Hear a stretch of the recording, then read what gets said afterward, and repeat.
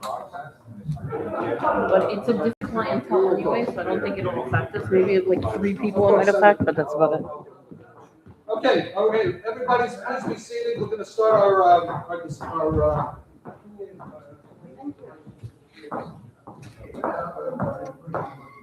our presentation right now. Hello. Be seated and no discussion. Show respect to the people here. Are we all set? Yep. Costa, you all set? Yeah, okay. Thank you all for joining us today for the Federation's Greek Independence Day Parade 2026 Committee Public Meeting for an exciting program and an equally exciting evening. Tonight we have a special presentation as part of our weekly presentations by Professor Constantine Hatzidimitriou. He will be presenting the second part of Myths and Realities of the Hellenic and American revolutions. Costa. Thank you. I like you. Bravo.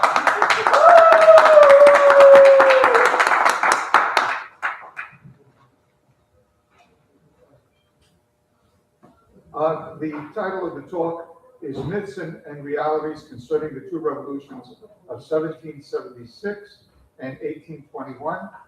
Subtitle, which is important, Some Tentative Historical Observations. And this is part 2. First of all, I want to point out, once again, the word tentative in the title. What I will present are some of my ideas based on solid research using the sources which I have consulted and is still ongoing. This is part 2 of my presentation. In part 1, I briefly told you about some common myths connected with Greeks. Hey guys! In early American history. Silence, please. In early American history, and then turn to myths and realities concerning the involvement of Greeks in the American Revolution of 1776. It is my understanding that this talk is online on YouTube, so you can listen to it if you wish to anytime. Now let me turn to some common myths and realities directly connected to 1821. Please understand that my views might not be majority views. However, again, they're based on primary sources. And in that connection, let me say that a big change in the scholarship on 1821, since I did my doctoral work, is the increasing availability and study of Ottoman archival sources. We now have a lot of documents from the Ottoman central government concerning how they dealt with the revolt, and even local Turkish eyewitness accounts that balance our European and Greek material. The first myth that I will deal with is the so-called Kryfo Scholio, the secret schools of the Topokratia. Δεν καράκι μου μικρό, δεν και μου να περπατώ, να πηγαίνω στο σχολείο, να μαθαίνω γράμματα και του Θεού τα πράγματα. We all learned this beautiful poem in Greek school, as I did in St. Demetrius of Astoria. See how it has stayed with me all these years? In fact, when I visit monasteries in Greece over the summer, I'm sometimes shown a particular room where I'm told that a secret school existed. What is the reality, however? As with most things in Greek history, it's complicated. But before telling you how and why it is largely a myth, I have to explain a few basic things about the Topokratia. Ottoman rule lasted over 400 years, and as one of our greatest scholars, the late Dr. Spyros Vryonis, has shown, the conquest was different in Asia Minor, the Balkans, and the islands. In other words, you have to take regional variation into account and also changes over time. Although some things were constant, such as the inferior status of the unbeliever, realities are not the same in Trebizond, Cappadocia, Smyrna, in the 15th, 16th, and 17th centuries as they are in Athens, Thessaloniki, Corinth, Ioannina, Paros, or Karpathos. One has to understand the regional variations and chronological changes in the Ottoman system of administration and its local impact. For example, although the Byzantine elites were wiped out as a result of the Ottoman conquest in some places, in other places they were initially incorporated into their rule. The whole subject of accommodation and individual self-interest related to prodosia, for personal gain, is a pattern that unfortunately I feel runs throughout Greek history and is rarely studied or talked about. With this background, let me turn to the subject of Greek education under Ottoman rule and Kryfo Scholio. Please note that my views are preliminary and are still being formed. We must begin the discussion with understanding what the status of schools were during the last centuries of Byzantium. Was there a school system administered by the church? The answer is no. There were higher education centers in Constantinople, Thessaloniki, and Athens, but there was no school system just prior to 1453. Locally, students went to private tutors, who may also have formed some local school, and some monasteries had monks who could provide basic instruction. But not more than this existed throughout the empire at that time. The vast majority of males who could read or write a little in their name and write their name was about the extent of literacy at the time. So when the Ottomans took over and gave the Patriarchate its administrative responsibilities, there was no educational network that could be continued. It had to be created largely from the beginning. There is nothing in Ottoman law or administrative practices that prevents the establishment of Greek schools. This is left to the Patriarchate, local clergy, and the local Christian elites. The first century of the Turcocratia was very poor for education, since funds for this purpose were scarce and there was no infrastructure to build upon. The need for literate clergy and local administrators drove the creation of schools within Greek lands and drove many Greeks to seek educational training in the West, especially in Venice and other places in Italy. We know of hundreds of schools that were established throughout Ottoman Greece, especially from the late 17th century onwards. A detailed book of 2 large volumes by a scholar called Evangelidis relates their history. And another scholar, Konstantinos Hatzidimitriou, has compiled a detailed biographies of Greek teachers and scholars from 1450 through to 1800. How then do we account for the widespread stories about secret schools? Some argue that the myth was created to support the idea that the church was solely responsible for preserving our language and culture during Ottoman rule and persecution. Others say that it was created to explain why, in many places, the educational level of the population and even clerics was so low. Yet others claim that the myth was created to further the idea that the church founded more schools in secret than established by Greek diaspora merchants. The whole subject remains controversial and little studied by scholars with proper training. Based on some of my own preliminary research, I have found the following.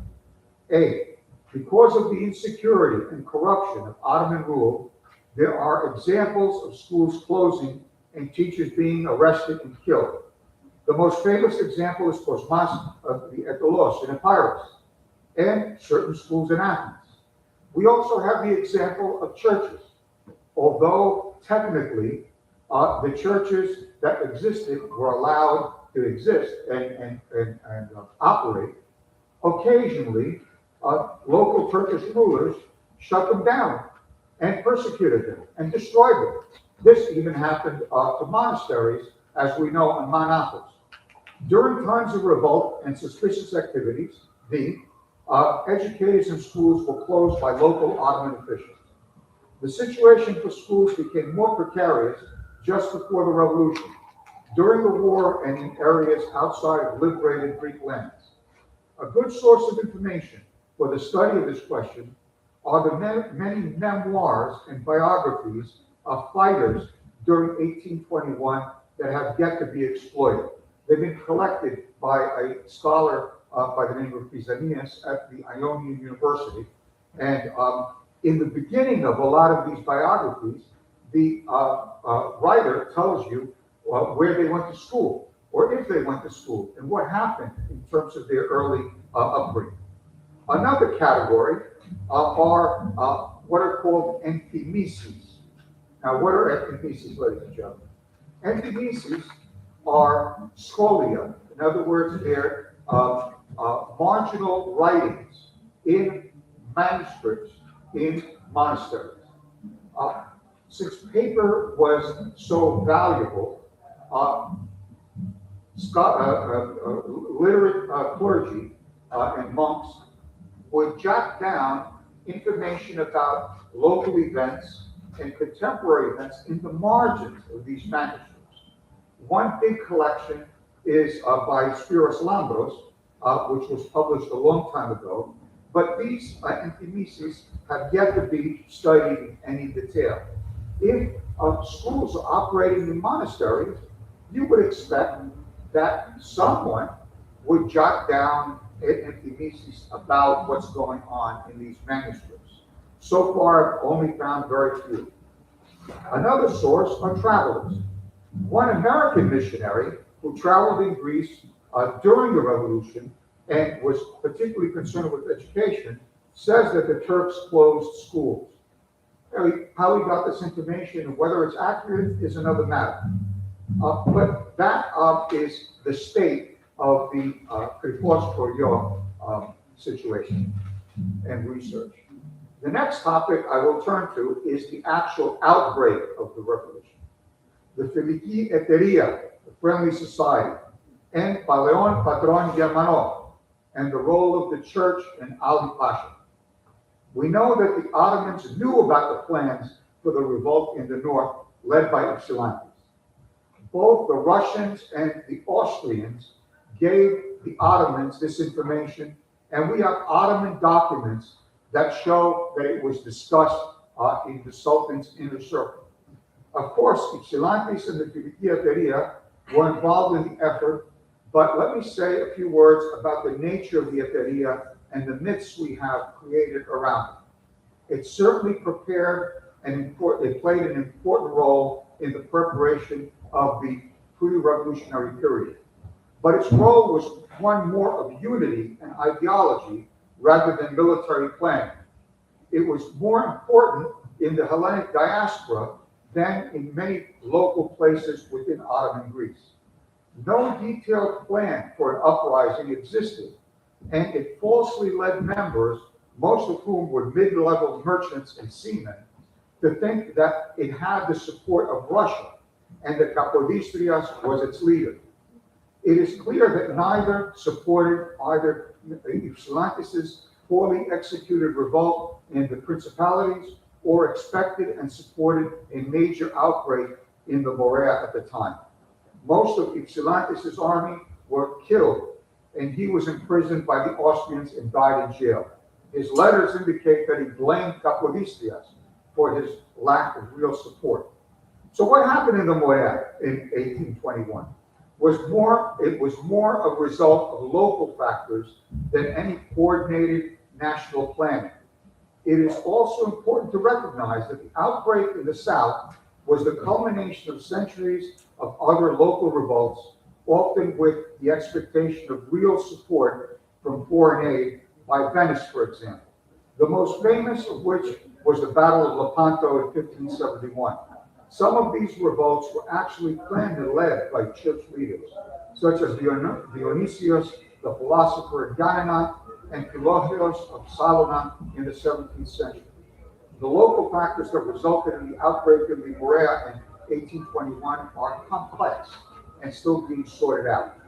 Among competent people, the expectation of liberation from Ottoman tyranny was called the Romaico. Suffice it to say that for centuries the church was divided on liberation.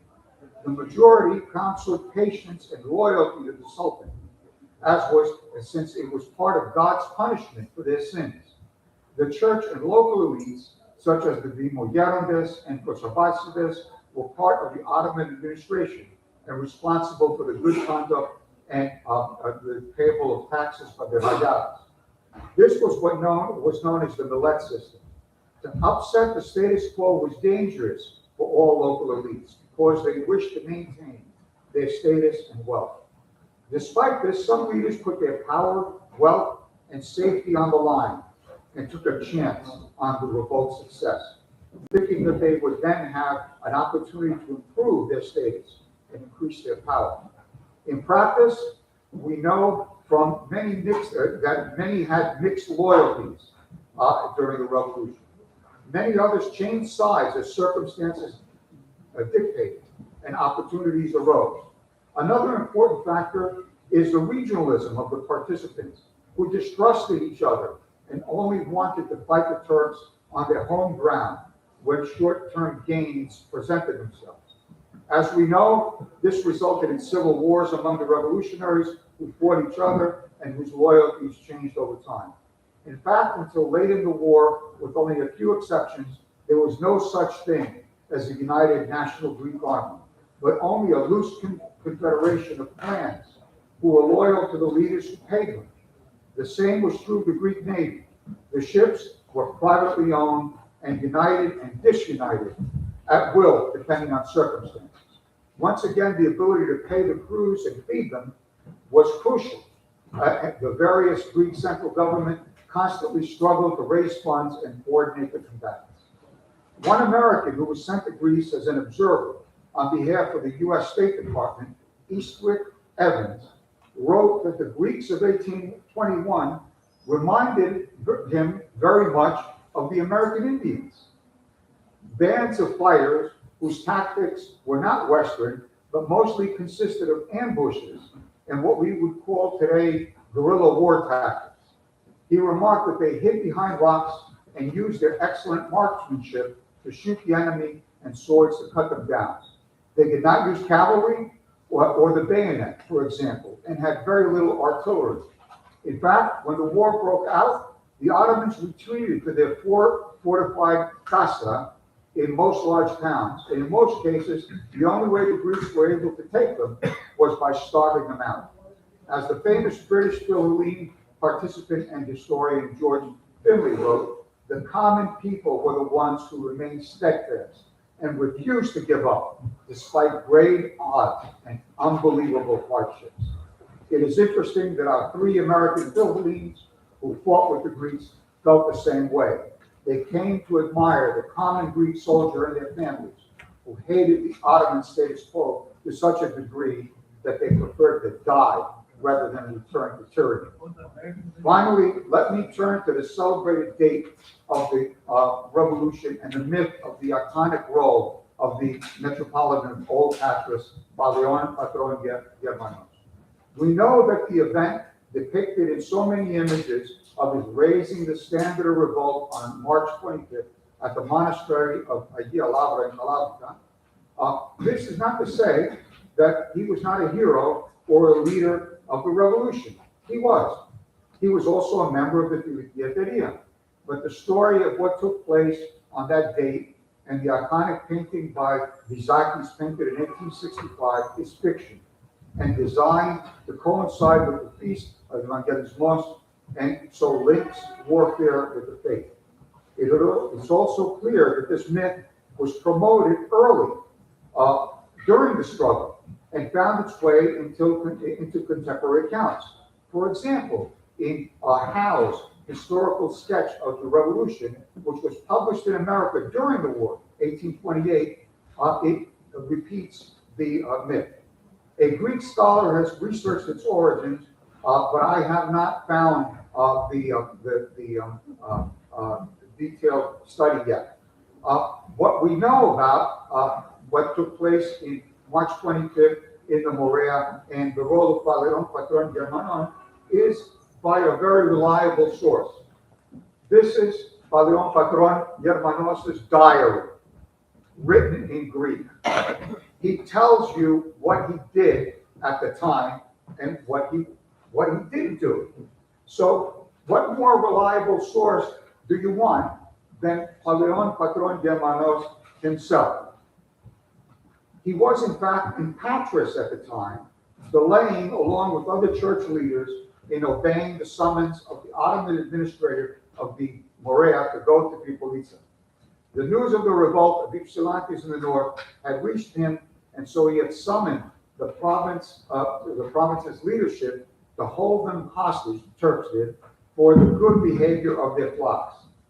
They did go to Calabrica, but did not raise any standard of revolt at the time, but dispersed to their sees in order to raise troops and prepare for a general uprising. In the meantime, other local leaders and peasants attacked the Turks at will, without any order or common plan. These acts of violence forced the upper class leaders to choose sides. There was no turning back. Finley reports that it was also expected by many that a Russian fleet would appear to support the insurrection as the Eteria had falsely promoted. The Ottoman populations quickly fled to the fortified fortifications in neighboring cities and waited for help from the central government that they were sure would come. Help was delayed, however, because of a power vacuum that was created Hold on a at second. the absence Please of local get forces. off the phone. Please get off the phone. Because those forces were tied Get off the phone. in the north due to a revolt of Ali Pasha. What is often not discussed is that the revolt of Ali Pasha of Ioannina was a symptom of decline of Ottoman central authority, which led to other revolts in other places by Ioannis and increasing corruption and abuse on the local level. While some Greeks became wealthy and had ties throughout the diaspora, and some islands participated in a new expanding global economy, the majority of Christian peasants grew poorer and even more abused during the previous decades. What the Filiki Eteria had achieved is that it spread the word that a general uprising was coming at the time. And so when news of Ypsilantis' revolt reached the south, it was perceived as a signal by the downtrodden peasantry and enough of the leadership to begin attacks on the Turks in various places, more or less all at once, even though there was no general plan. This occurred in the Mani, Patras, Calabrica, and Kalamata, for example. For many, they believed that the time of the Romaico had finally come, and leaders such as Papafletsas and Kolokotronis seized the moment to begin organizing local bands into regional forces. Even across the Gulf of Corinth, in the seaside town of Galaxidi, the news of the uprising in the north spurred them to action, and they expected to see a Russian fleet in the Gulf. But it is interesting to note that even at that point, the situation was still fluid. For example, and this is very interesting, folks, you won't hear this mentioned in any other place. We have a piece of remarkable information about Paleon Patron Germanos from an Ottoman local source. We have what he writes, we have what others might say about him, but we have a Turkish source from the Morea who interacted with him. This eyewitness reports that during the initial siege of Patras, led by Germanos, he told the Turks, and I quote, they themselves had no quarrel with the Muslims, but that the poor Riaya could no longer endure the oppression and injustice and decided to rise up. Similarly, Mavromichalis, the Bey of Mani, was compelled by events to attack Kalamata and its forces in the garrison of Surrey. Time does not let me deal with other aspects, such as the outbreak in the islands of Saras, Spetses, etc. Perhaps that'll be the subject of another lecture. Thank you. Jeff, we have a question. Hello, I have a question, guys. No question, no question. Go ahead. Thank you so much. We're going to take a break and we're going to start at 7 o'clock exactly. For those who have phones, shut off your phones.